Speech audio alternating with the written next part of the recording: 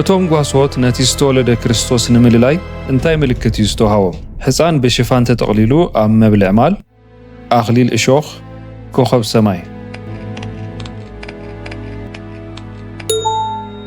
መልሱ ሕፃን ብሽፋን ተጠቕሊሉ ኣብ መብልዕ ማል እዩ።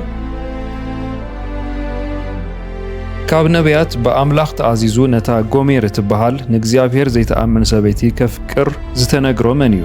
ኢሳይያስ፣ ኤርምያስ፣ ሆሴዕ።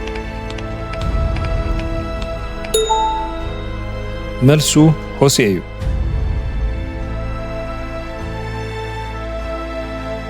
ኣዳምን ሔዋንን ዝነበረሉ ገነት እንታይ ይበሃል? ኤደን፣ ጌቴሰማኒ፣ ገነት። መልሱ ኤደን እዩ።